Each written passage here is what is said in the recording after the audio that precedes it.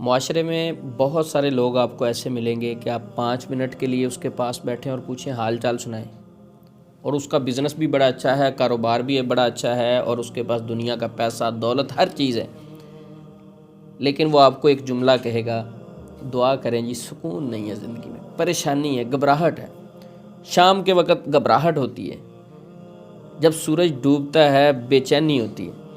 तो कुछ अलामात जादू की वजह से भी ऐसी होती हैं। इसलिए अगर ऐसी बेचैनी है जो जादू के असरात की वजह से, तो उसका इलाज लाजमी करें, क्योंकि इसके बाद इंसान वहम की तरफ चला जाता है।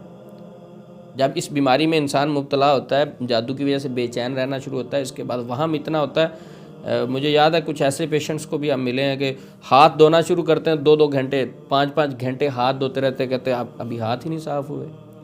और एक ऐसी डॉक्टर है जिसके वालिदैन ने मुझे बताया कि उसकी बहन भाई घर से निकलते हैं तो कहते हैं आपकी गाड़ी कहीं लग जाएगी, ये हो क्या है कि इसके पीछे मामला ये आहिस्ता आहिस्ता शुरू होता है, शयातीन फिर इंसान के जिस्म पे हमलावर होते हैं। तो बेचैनी है क्या? बेचैनी इत्मीनान क़ल्ब की ज़िद है, इसके अपोजिट उलट है।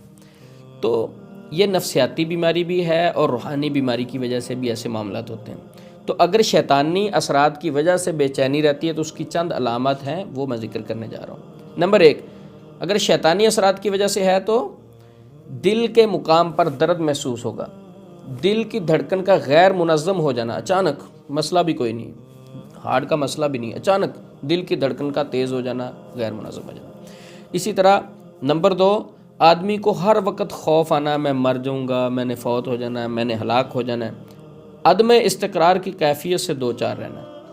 और नंबर 3, मुसलसल शदीद सर दर्द का शिकार हो जाना। और नंबर 4, नींद में करवटें बदलता रहना, बेख्वाबी के का शिकार, मुख्तलिफ़ ख्याल आ रहे हैं, बेख्वाबी।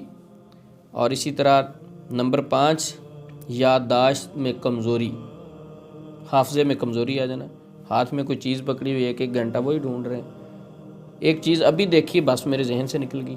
एक भाई मुझे मिले जिस पे जादू के असरात थे, वो कहते मैं कोई चीज़ भी जहाँ भी संभाल के रख दूँ उसके बाद मुझे मिलती नहीं, मुझे याद ही नहीं आता, मैं भूल जाता हूँ, मैं किसी से कोई चीज़ पकड़ के नहीं रखता। और ये चंद अलामात वो हैं जो ऐसे मरीज़ के साथ पाई जाएंगी जिसके साथ जिन्नात के असरात की वजह से बेचैनी रहती है। तो अब इसका इलाज क्या है? इसका इलाज बहुत आसान है, हम बहुत सारे पेशेंट्स का कर चुके हैं, ये हमारा तजुर्बा है जो आपसे शेयर करने जा रहे हैं। 5 वक्त नमाज की पाबंदी, नंबर 2, कसरत से इस्तिग़फ़ार, और नंबर 3, इशराक की नमाज की पाबंदी। मोहम्मद करीम सल्लल्लाहु अलैहि वसल्लम ने फरमाया कि इंसान के जिस्म में 360 जोड़ होते हैं, और अगर जो बंदा 2 रकत नमाज सूरज तुलू होने के बाद पढ़ लेता है, 360 जोड़ों का सदका हो जाता है।